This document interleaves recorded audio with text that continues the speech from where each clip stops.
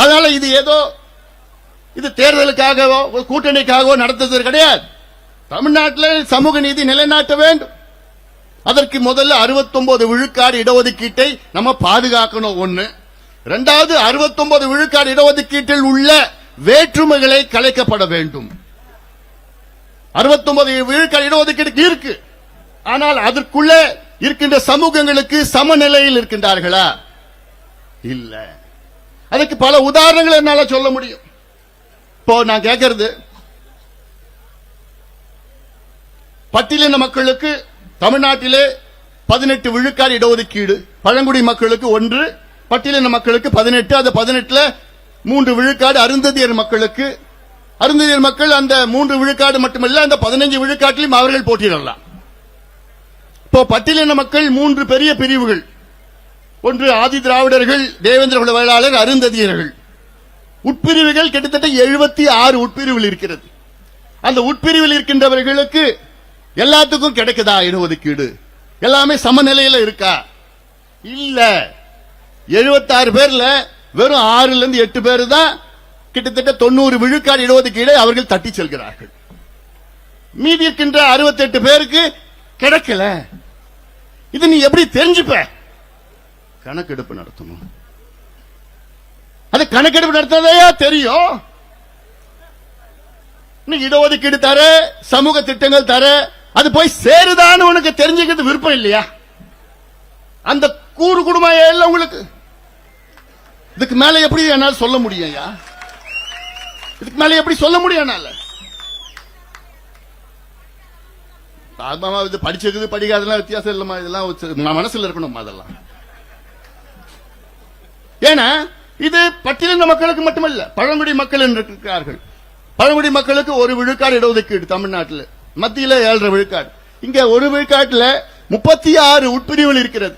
அந்த 36 உட்பிரிவுகள் அதுல 6-7 உட்பிரிவில் அந்த 1 விழுக்காட்டுல கிட்டத்தட்ட 3/4 எடுத்துட்டு போறாங்க. மீதி இருக்கிறவங்களுக்கு கிடைக்கல. நான் சொல்றதுக்கு இடஒதுக்கீடு மட்டும் கிடையாது, சமூக திட்டங்கள், சமூக நலத்திட்டங்கள், இதுதான் எல்லாமே வேண்டதில்லை. ஏன் பிசி எடுத்துங்க, பேக்வர்ட் கிளாஸ் எடுத்துங்க, பிற்படுத்தப்பட்ட சமூகங்கள் எடுத்துங்க. இன்னைக்கு 26 விழுக்காடு, 141 சமூகங்கள் இருக்கிறது. அதுல எத்தனையோ சமூகங்களுக்கு கிடைக்கல. சில சமூகங்கள் நிறைய எடுத்துக்கிறாங்க, சில பேர் கிடைக்கல. எம்பிசி எடுத்துங்க, எம்பிசில 115 சமூகங்கள் இருக்கிறது. அதுல எத்தனை பேருக்கு யாருக்கு கிடைச்சிருக்கு, யாருக்கு கிடைக்கல எப்படி தெரியும்?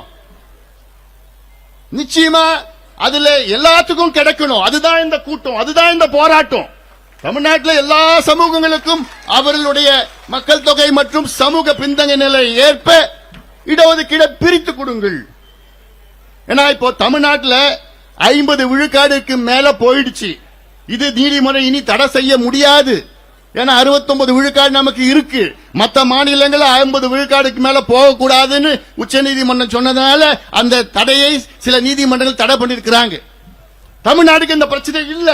நமக்கு ஏற்கனவே 69 இருக்கு. அந்த 69க்குள்ள நியாயம் கிடைக்குதா? இல்ல.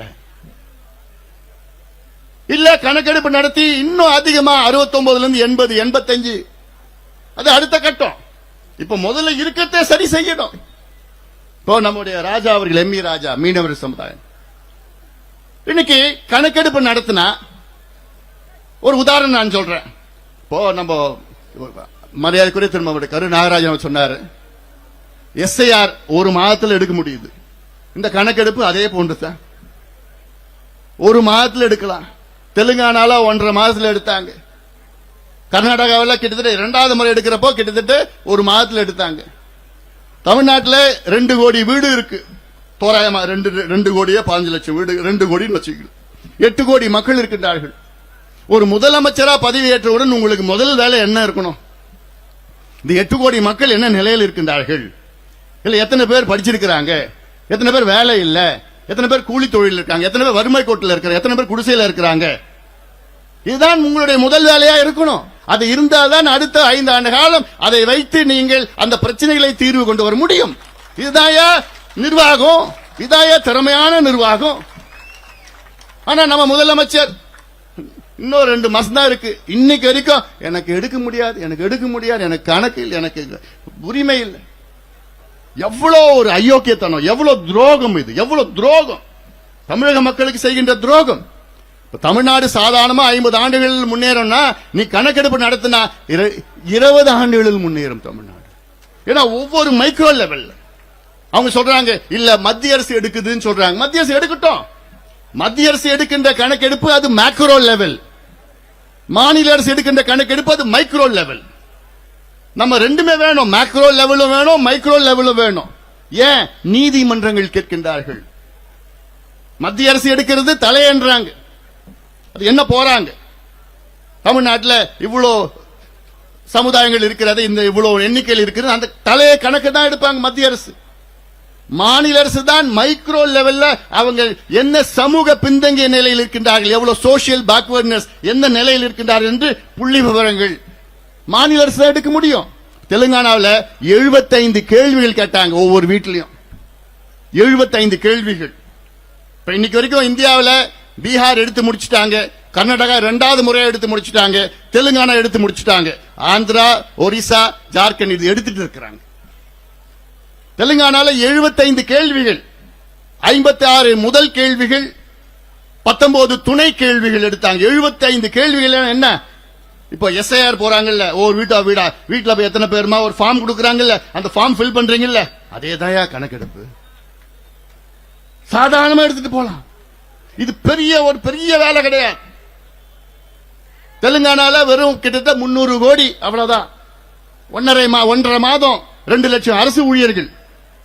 இந்த கணக்கெடுப்பு தான். இதுல போய் ஒவ்வொரு வீட்லயும் போய் தமிழ்நாட்டில் 2 கோடி வீட்லயும் போயிட்டு ஒவ்வொரு வீட்லயும் எத்தனை பேர் இருக்கீங்க, எந்த மதத்தை சார்ந்தவர்கள், அதில் எந்த ஜாதியை சார்ந்தவர்கள், எந்த உட்பிரிவை சார்ந்தவர்கள், இது சொந்த வீடா, வாடகை வீடா, குடிசை வீடா, ஓட்டு வீடா, கல்லு வீடா, எவ்வளவு பெரிய வீடு, எத்தனை பாத்ரூம் இருக்கு, குடிநீர் வருதா, கரண்ட் இருக்குதா, சோலார் வச்சிருக்கீங்களா, இந்த வீட்டுல எத்தனை பேர் படிச்சிருக்கிறாங்க, எத்தனை பேர் பட்டதாரிகள், எத்தனை மருத்துவர்கள், எத்தனை என்ஜினியர்கள், எத்தனை பேர் முதல் பட்டதாரிகள், எத்தனை பெண்கள் படிச்சிருக்கிறாங்க, அரசு வேலைக்கு போறாங்களா, தனியார் வேலைக்கு போறாங்களா, என்ன வருமானம், அந்த வீட்டுல கிணறு இருக்குதா, போர் இருக்குதா, அந்த வீட்டுல சைக்கிள் இருக்குதா, பைக் வச்சிருக்கீங்களா, கார் வச்சிருக்கீங்களா, டிராக்டர் இருக்குதா, அந்த வீட்டுல கிட்டத்தட்ட அவங்க தொழிலாளர்களா, நிலம் வச்சிருக்கிறாங்களா, எவ்வளவு நிலம், எத்தனை சென்ட், இல்ல கூலி தொழிலாளர்களா, இல்ல விவசாய தொழிலாளர்களா, விவசாய முதலாளிகளா, இந்த எல்லாமே ஒரு 75 கேள்விகள் கேட்டா தமிழ்நாட்டில் அடுத்த 50 ஆண்டு காலம் இந்த கேள்விகள் வைத்து தமிழ்நாட்டை வேகமாக அனைத்து சமூகங்களும் முன்னேற வைக்கலாம். இதுதான் கணக்கெடுப்பு. இதுக்குதான் கணக்கு வேணும். ஜப்பான்ல இருந்து எவ்வளவு பறவைகள் இந்தியாவுக்கு வருது, தமிழ்நாட்டுக்கு வருது. சைனாவில இருந்து வலசை பறவைகள் எப்ப வருது, எந்த மாசம் வருது, எங்க தங்குது.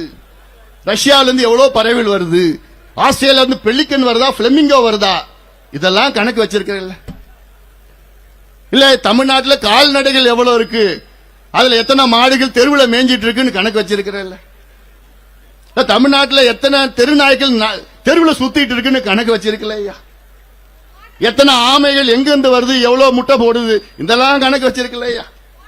ஏன் தேர்தல் நேரத்தில் எல்லார் வீட்லயும் இந்த வீட்டுல இந்த ஜாதி, இந்த தேர்தல், இந்த கட்சி, இந்த ஓட்டு, இவ்வளவு ஓட்டு, இந்த அந்த கணக்கெல்லாம் நீ வச்சிருக்கல தனிப்பட்ட முறையில். இந்த பிள்ளைங்களுக்கு படிப்புக்கு, இந்த பிள்ளைங்களுக்கு வேலைக்கு, இந்த பிள்ளைங்க சுயமரியாதையோடு வாழ வேண்டும் என்ற நோக்கத்திலே ஒரு கணக்கெடுப்பு ஏன் நடத்தக்கூடாது, ஏன் நடத்த நீங்க மறுக்கிறீர்கள், ஏன் தடுக்கிறீங்க? ஏன்னா திமுக அப்படித்தான். திமுக அப்படித்தான். அடக்கப்பட்ட ஒடுக்கப்பட்ட சமூகங்கள் முன்னேறக்கூடாதுன்னு தெளிவா இருக்கிறாங்க.